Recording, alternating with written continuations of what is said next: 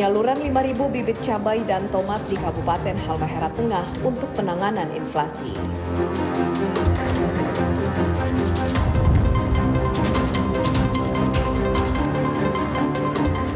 Pemerintah Provinsi Maluku Utara bertekad tingkatkan sektor pertanian dan perikanan.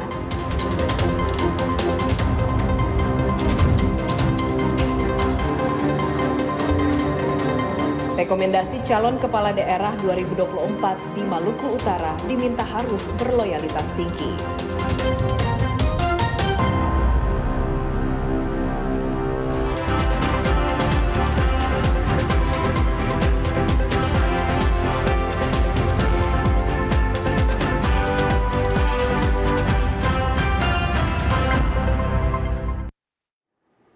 Selamat malam pemirsa, program Maluku Utara hari ini kembali hadir di hadapan Anda, edisi Senin 8 Juli 2024 bersama saya Megumi Nayuan. Selama 30 menit ke depan kami akan hadirkan berbagai informasi yang telah dihimpun tim redaksi kami, dan inilah informasi selengkapnya dalam Maluku Utara hari ini.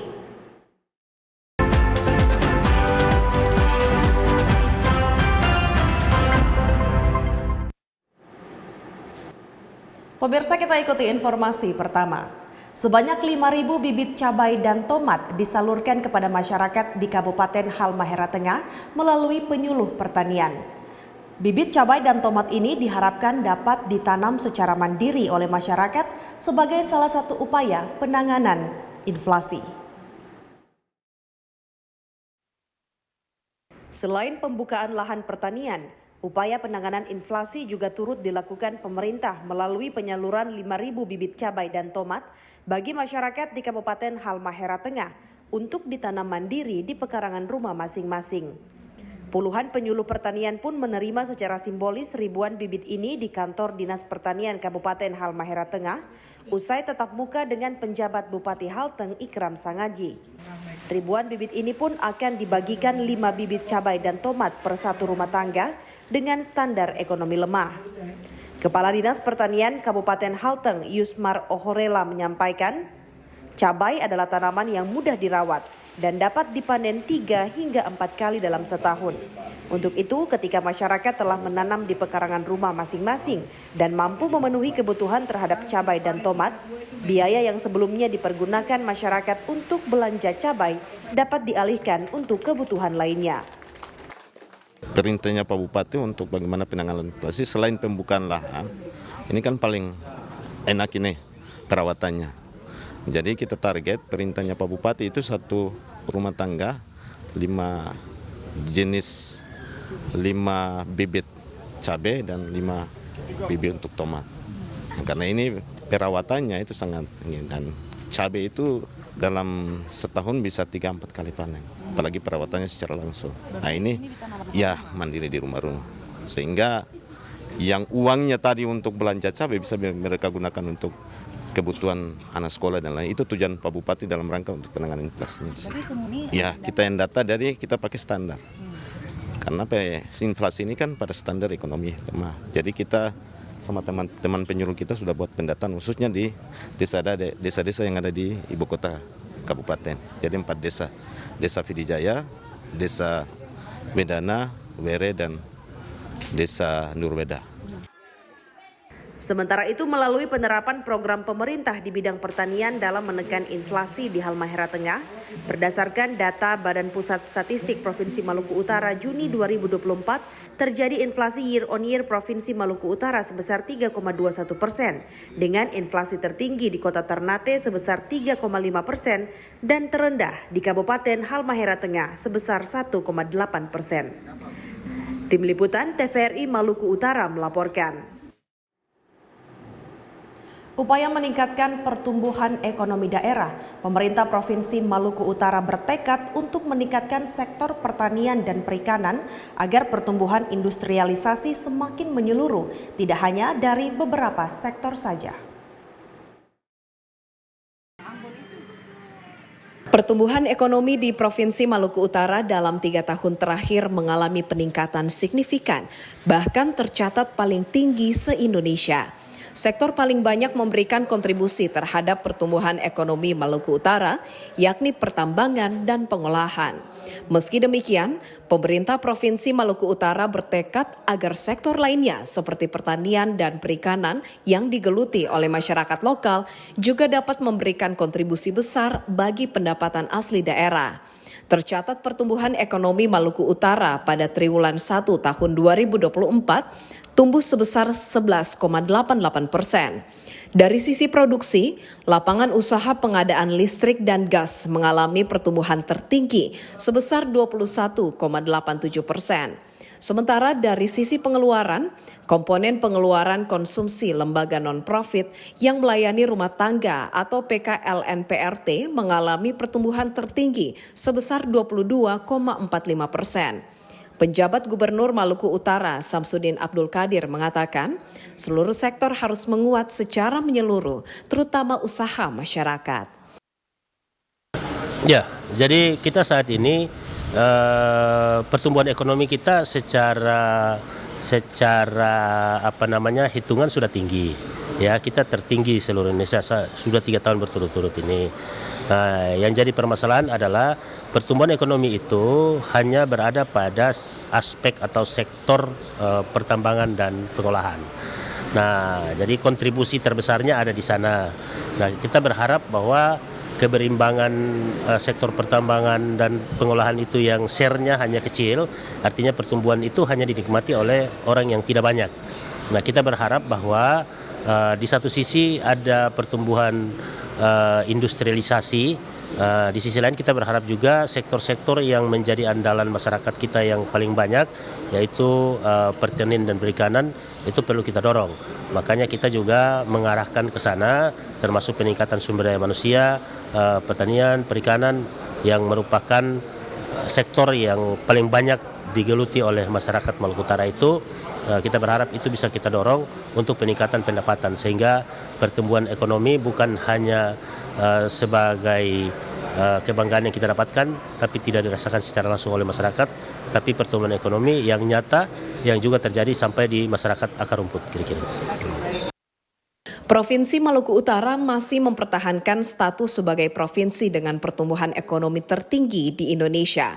Namun pertumbuhan yang didorong sektor pertambangan dinilai masih belum berdampak ideal pada kesejahteraan warga. Sehingga pengembangan SDM dan prasarana yang memihak kepada rakyat perlu ditingkatkan untuk menunjang roda perekonomian masyarakat. Tim Liputan TVRI Maluku Utara melaporkan. Tahapan Pilkada Serentak 2024 tengah bergulir. Untuk itu Dewan Perwakilan Rakyat Daerah Provinsi Maluku Utara berharap partai politik dapat merekomendasikan kandidat calon yang memiliki loyalitas tinggi dan mampu mewujudkan janji lewat kinerja nantinya. November mendatang masyarakat akan menyalurkan hak suara pada pemilihan kepala daerah serentak tahun 2024. Salah satunya untuk memilih kepala daerah gubernur dan wakil gubernur. Untuk itu Ketua DPRD Provinsi Maluku Utara Kuntu Daud berharap partai politik dapat merekomendasikan kandidat calon kepala daerah yang memiliki loyalitas tinggi. Tidak hanya itu, para kandidat pun diharapkan memiliki kinerja yang baik dan dapat mewujudkan janji-janji yang disampaikan kepada masyarakat. Hal ini agar nantinya Provinsi Maluku Utara dapat dipimpin oleh kepala daerah yang membawa perkembangan daerah lebih baik lagi ke depannya, melihat banyaknya potensi unggulan yang perlu terus dikembangkan, seperti sektor pertanian, perikanan, bahkan pertambangan. Kalau harapan kita semua ya, untuk khusus Maluku Utara yang saya selaku ketua, harapan saya itu lebih besar. Cuman karena kendala yang tadi saya sampaikan tadi, terus sekarang juga masih PJ, berarti ambil tindakan juga tidak terlalu maksimal, makanya terbatas. Makanya ke depan harapan saya gubernur yang akan terpilih nanti atau gubernur yang kita idamkan ke depan Maluku Utara itu lebih bagus dari yang ada sekarang. Ya, saya rasa pilkada ini kan harapan kita yang termasuk TVRI juga, harap media massa juga, harapan kita ini kan Maluku Utara lebih nyaman dari yang ada sekarang. Makanya kalau harapan pribadi saya atau harapan DPR dari kami itu mudah-mudahan supaya yang ke depan ini kandidat-kandidat juga sesuai dengan dia punya kinerjanya, jangan cuma janji tapi hasilnya nol besar. Makanya harapan saya mudah-mudahan supaya yang direkomendasikan oleh partai-partai dari pusat itu orang-orang yang punya loyalitas kerjaan yang tinggi. Selain untuk perkembangan daerah, kepala daerah kedepannya pun diharapkan dapat turut meningkatkan APBD Maluku Utara dengan menjalin kerjasama baik dengan instansi vertikal maupun para investor. Tim Liputan TVRI Maluku Utara melaporkan.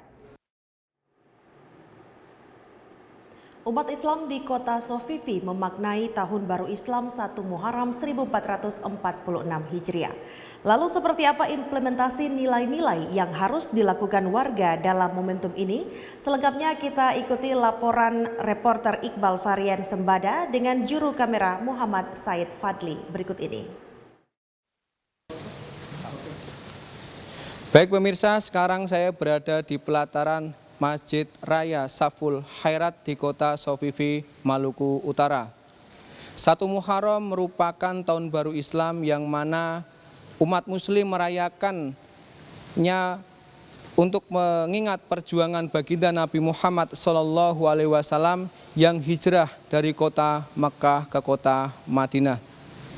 Untuk mengetahui lebih jelasnya apa arti makna dan implementasi 1 Muharram 1446 Hijriah, kita sekarang bersama Ustadz Hamdan Hasan selaku Imam Masjid Raya Saful Khairat. Assalamualaikum Bapak. Waalaikumsalam warahmatullahi wabarakatuh. Menurut Bapak, arti dan makna 1 Muharram 1446 Hijriah bagi umat muslim terkhususnya di kota Sofifi, Maluku Utara itu seperti apa? Yang pertama kita melihat makna secara historisnya dulu. Jadi makna secara historis 1 Muharram Hijriah ini memberikan informasi bahwa Nabi Muhammad hijrah dari Mekah ke Madinah dengan tujuan untuk mempertahankan eksistensi agama Islam saat itu, karena di Mekah saat itu terjadi penindasan oleh kaum kafir Quraisy. Maka saat ini di kota Sofifi, terutama di Masjid Saful Khairat maupun di masjid-masjid tetangga yang lainnya, kita semua merayakan dengan tujuan untuk mengingat sejarah hijrahnya Nabi Sallallahu Alaihi Wasallam. Bagaimana implementasi 1 Muharram 1446 Hijriah di dalam kehidupan sehari-hari khususnya masyarakat di kota Sofifi?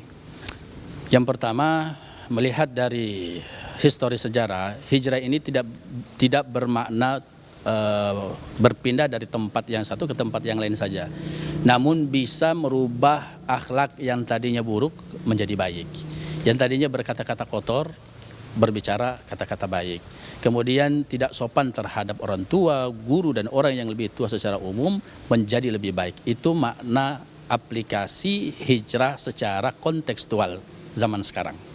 Apa harapan Bapak untuk masyarakat kota Sofifi dalam perayaan atau untuk memperingati perjuangan baginda Nabi Muhammad SAW yaitu di tanggal 1 Muharram 1446 Hijriah ini? Harapan kami, terutama para pengurus Saful Khairat, bisa bekerja sama dengan pemerintah, diantaranya mungkin Kesra dalam hal ini. Karena Kesra ini membidangi hal-hal yang seperti ini, sehingga kedepannya kami berharap supaya teraplikasi dengan baik dan dimonitor oleh Kesra langsung. Itu yang pertama.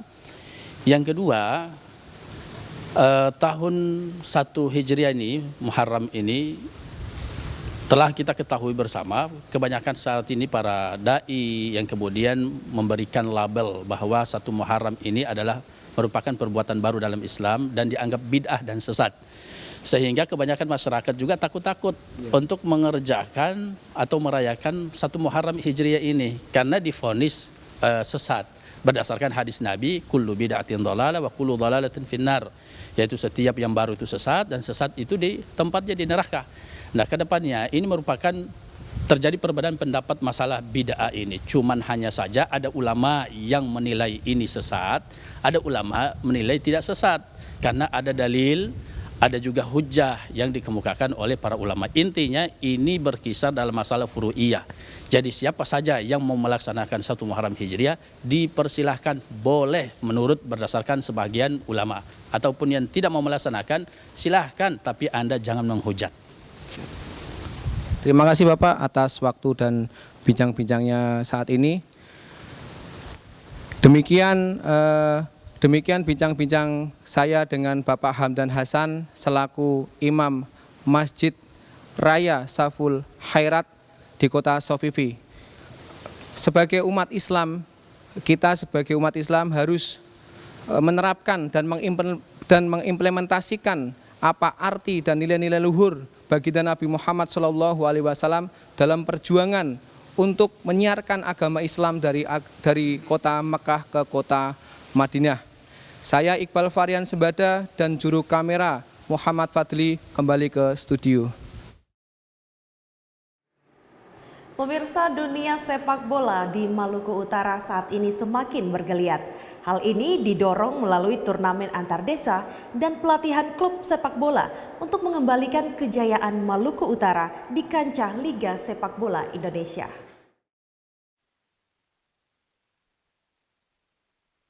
Setelah belasan tahun Maluku Utara absen dari kompetisi sepak bola nasional akibat vakumnya klub Persiter Ternate, kini Malut kembali hadir melalui klub Malut United di Liga 2 PSSI.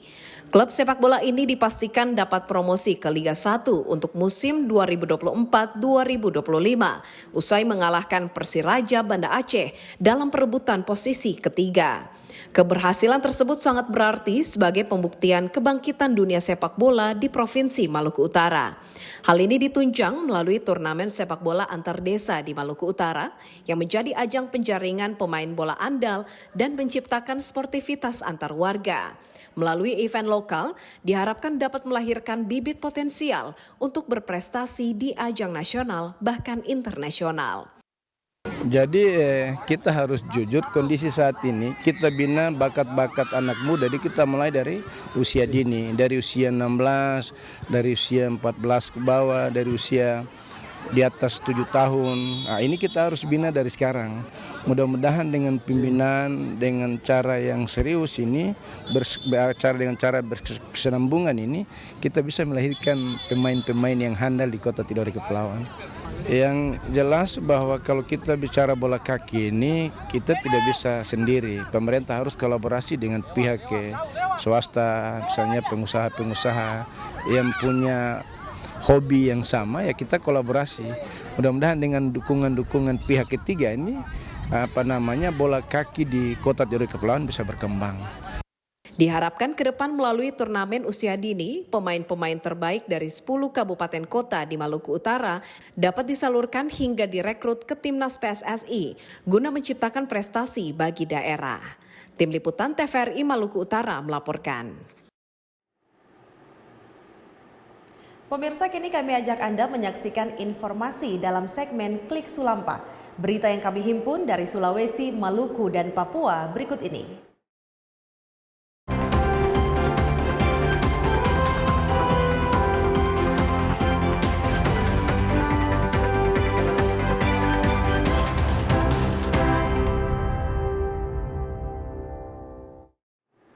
Pemirsa, 5 desa di dataran Wayapu, Kabupaten Buru, pekan lalu terendam banjir.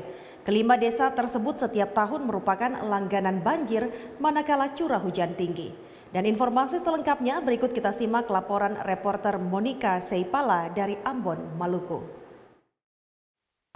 Ya baik pemirsa, dapat kami laporkan bahwa puluhan warga menjadi korban banjir yang menggenangi 5 desa yang ada di dataran Wayapu, Kabupaten Buru.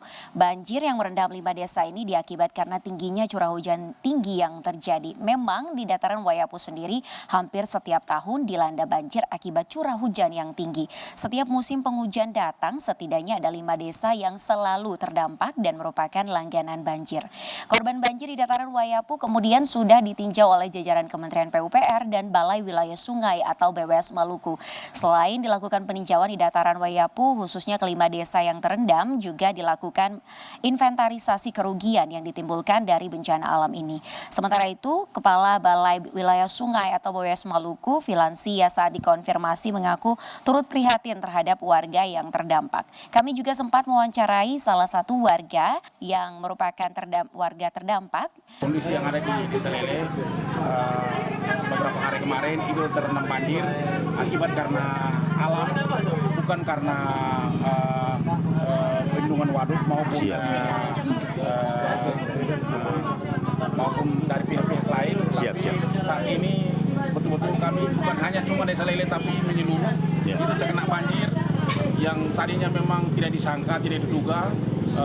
Banjirnya memang datang tiba-tiba dan itu memang dari alam. Dan mengakui bahwa banjir ini terjadi karena faktor alam dan bukan terjadi karena pembangunan bendungan Wayapo. Filansia sendiri menyampaikan pembangunan bendungan Wayapo adalah upaya untuk mereduksi banjir. Curah hujan yang tinggi dalam beberapa hari ini acap kali mengakibatkan banjir di setiap tahun terjadi di wilayah ini.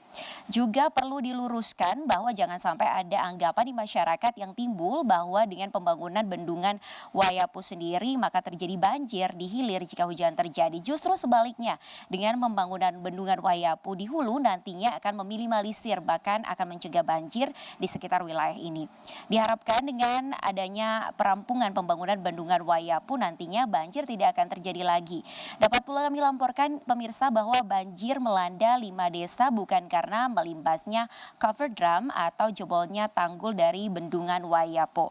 Nah, sementara langkah awal pemulihan pasca banjir di dataran Wayapo, BWS Maluku membagikan ratusan paket sembako kepada warga desa yang terdampak banjir. Demikian yang dapat kami laporkan, kini kembali ke studio. Kini kita beralih ke Sulawesi Utara. Badan Pengawas Pemilu Kabupaten Minahasa Selatan memasuki tahapan pengawasan pada pencocokan dan penelitian atau coklit. Bawaslu menemukan adanya sejumlah temuan. Menyikapi hal tersebut, Bawaslu menindaklanjuti dengan memberikan saran dan perbaikan terhadap Pantarli, PPK, dan PPS. Ketua Bawaslu Minsel menyikapi kinerja Bawaslu di pemilu 2024 harus dipastikan kerja pengawasan yang berkualitas baik.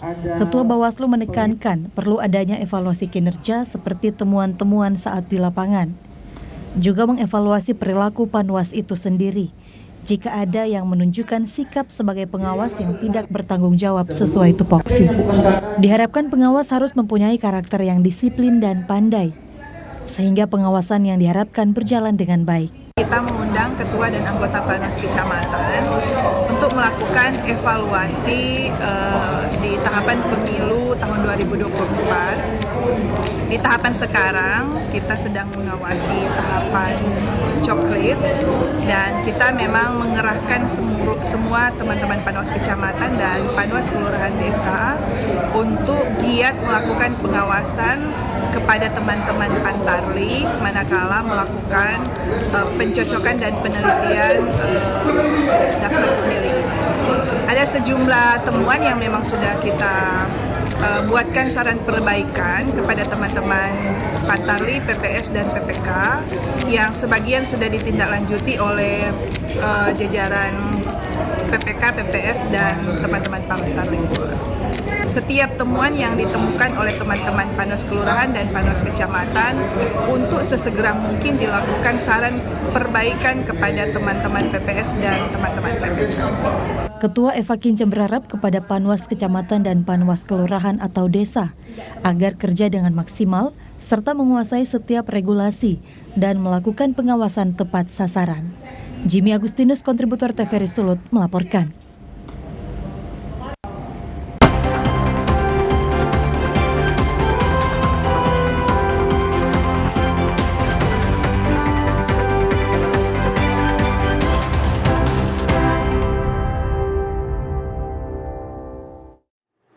Pemirsa, kini kami hadirkan untuk Anda informasi perakiraan cuaca Maluku Utara untuk edisi besok 9 Juli 2024. Data ini kami ambil dari Badan Meteorologi, Klimatologi, dan Geofisika Maluku Utara.